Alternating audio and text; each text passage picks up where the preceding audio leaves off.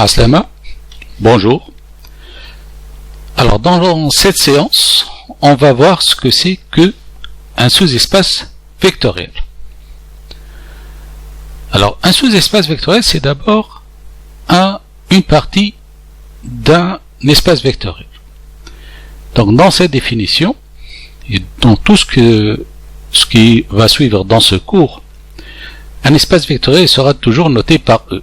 Je ne l'écris pas ici, mais sachez que E, c'est un espace vectoriel.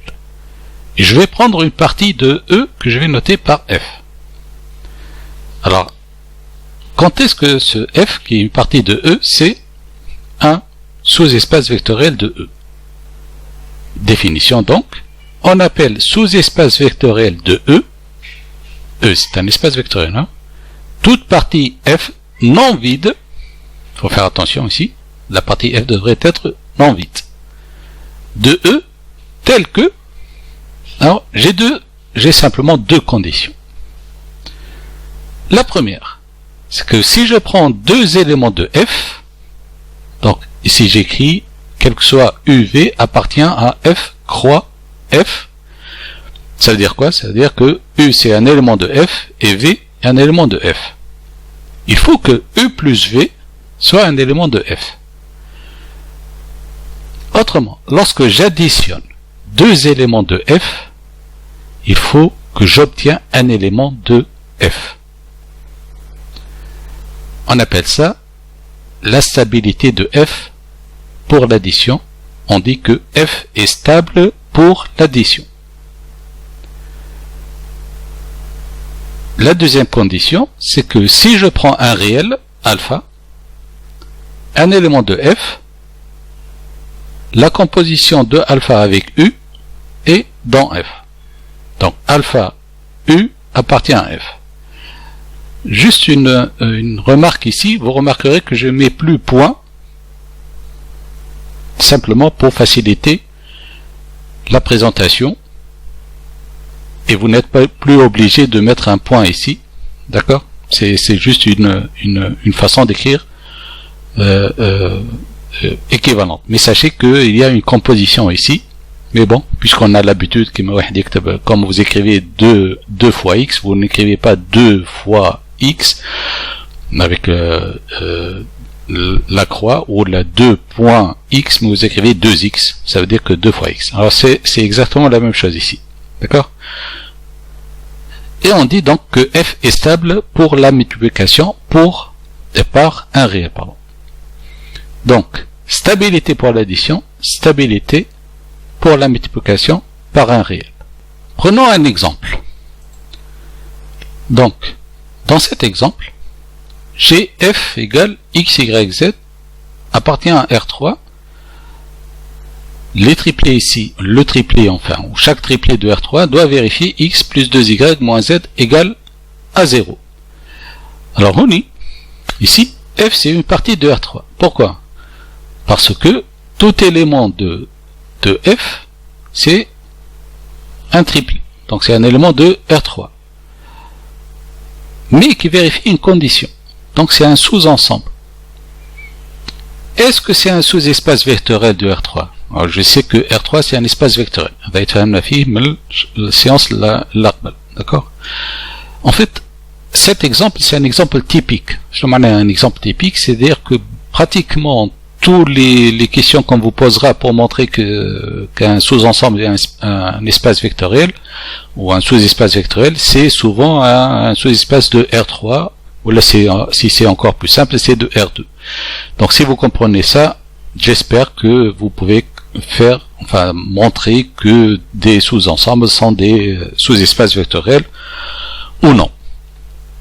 Alors, qu'est-ce qu'il nous faut, il faut montrer? Il faut juste prendre deux vecteurs de f, enfin deux éléments de f, alors on sont donc des vecteurs de R3, faire l'addition, donc voilà, comme ici, montrer que l'addition c'est un élément de f, et que si vous multipliez par un réel, c'est un élément de f aussi.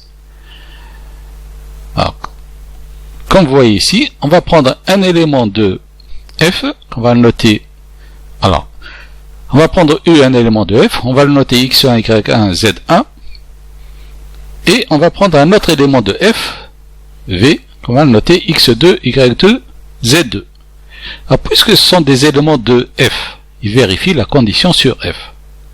C'est-à-dire, X1 plus 2Y1 moins Z1 égale 0, et X2 plus 2Y2 moins Z2 égale 0. Alors, lorsque je fais U plus V,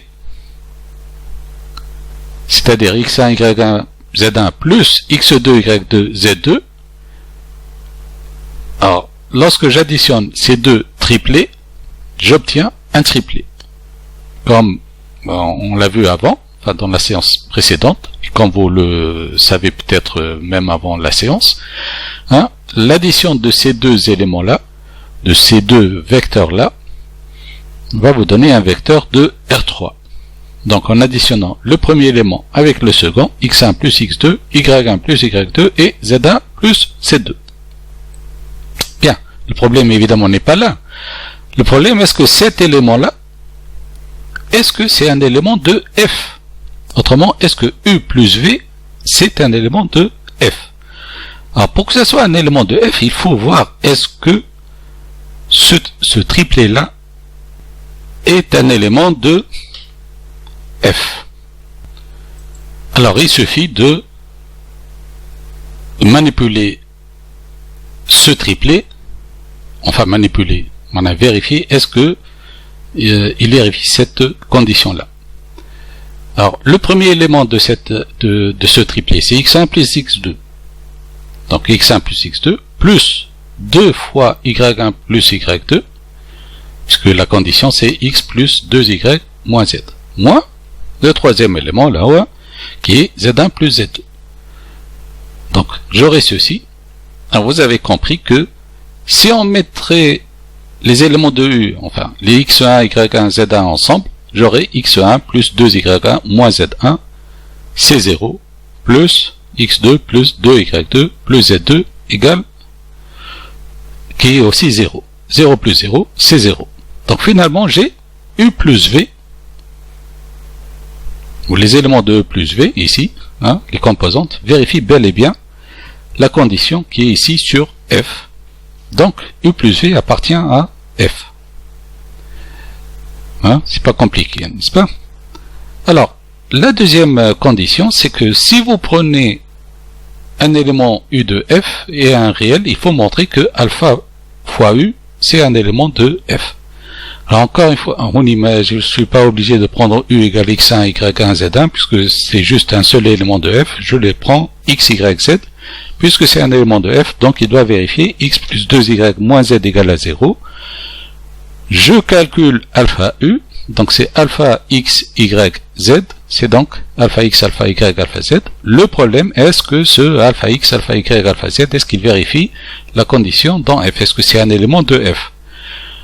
Il suffit de voir est-ce qu'il vérifie la condition sur F. Là, il y a donc X plus 2Y moins Z, mais avec alpha X, alpha Y, alpha Z. Donc j'aurai alpha X plus 2 alpha Y moins alpha Z égale, alors je mets un alpha en facteur, hein, X plus 2Y moins Z. Alors de la même façon ici, puisque X plus 2Y moins Z égale 0, donc alpha U appartient à F.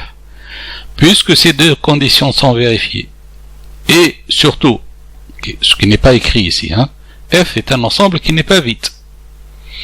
D'accord? Pourquoi il n'est pas vide? Alors ça c'est souvent on l'écrit pas, mais il faut faire attention avant, hein.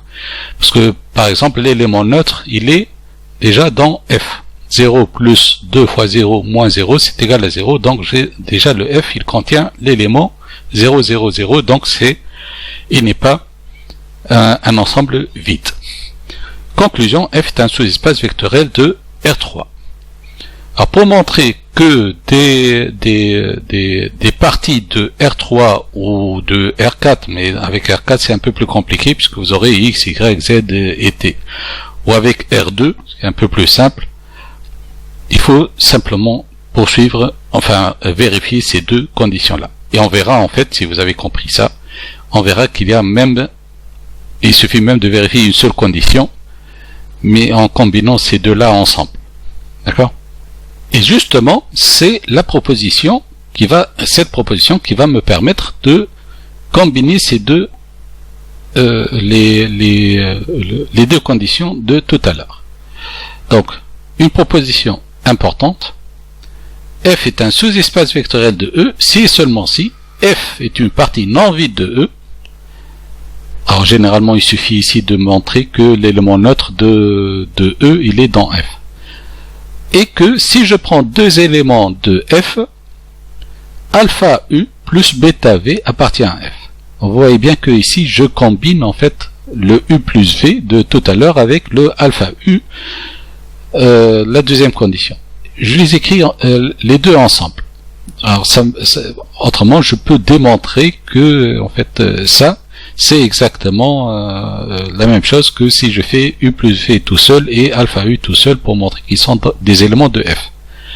Ça c'est ce qu'on appelle une combinaison de U et de V, c'est une combinaison linéaire. Alors chaque fois que j'additionne des éléments, on appelle ça une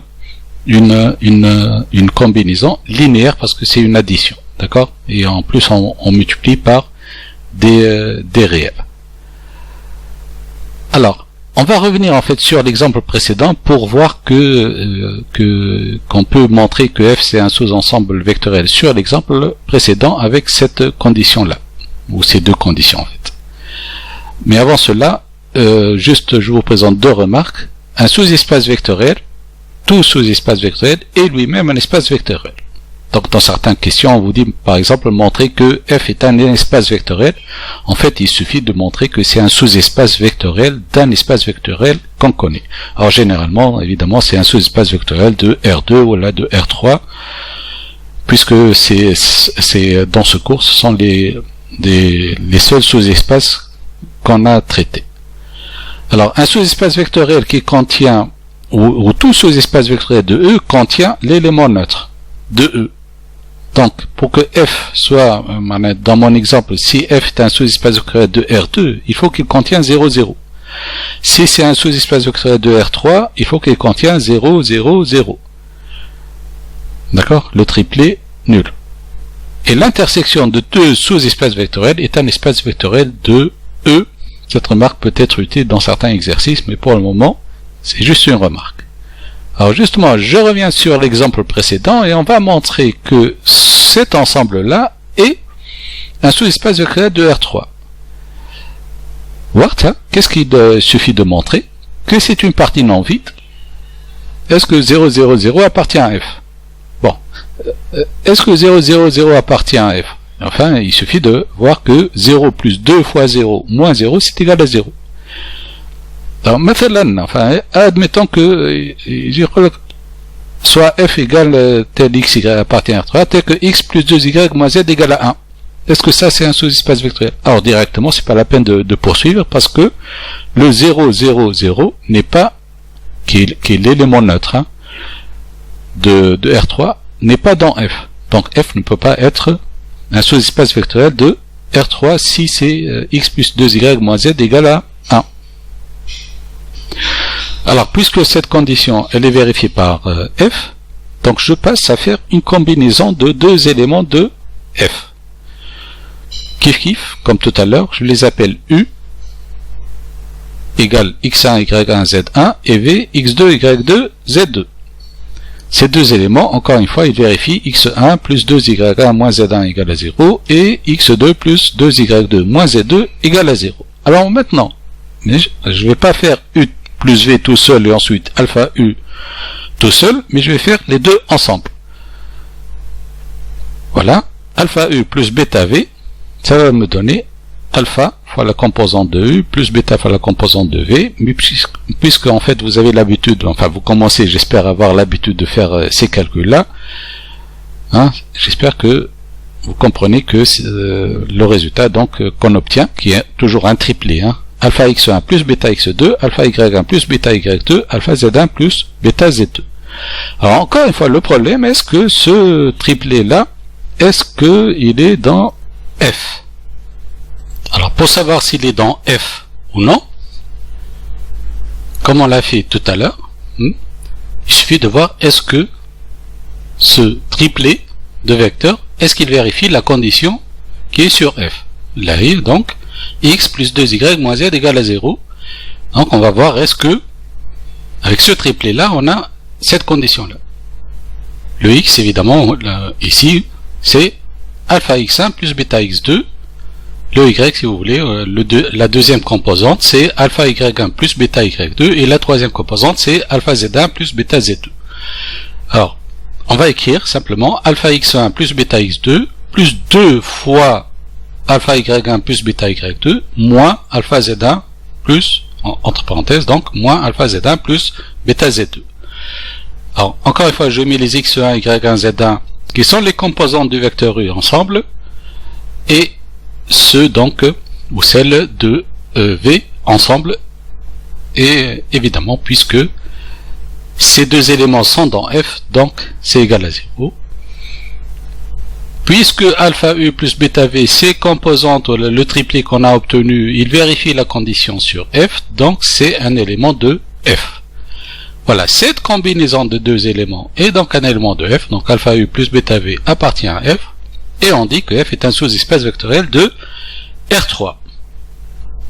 Voilà. Alors ça c'est vraiment un exemple que je vous conseille de le répéter plusieurs fois. Pourquoi? Parce que c'est un exemple typique. Vous aurez souvent des sous-espaces vectoriels ou des sous-ensembles de R3 et vous devez montrer que c'est un sous-espace vectoriel. Il suffit d'utiliser cette méthode simplement en voyant quelle est la condition qui est donnée dans les exercices. Alors, pour savoir si vous avez bien compris ces notions, je vous conseille de faire cet exercice où on vous demande de montrer est-ce que ces ensembles-là sont des sous-espaces vectoriels ou non. Alors, vous voyez bien que il s'agit de sous-ensembles de R3, sauf le dernier, et il faut juste que vous essayez de répéter ce que j'ai fait sur l'exemple précédent avec ces conditions-là. Alors le F3, vous avez deux conditions, et ça vous poserait pas un problème particulier, enfin c'est juste un peu plus de calcul. Essayez quand même de résoudre ces exercices en faisant attention à ce que à chaque fois l'ensemble n'est pas vide, et en particulier que le 0, 0, 0 il est dans cet ensemble. Voilà, la prochaine séance, on va terminer la partie sur les combinaisons linéaires. Slama.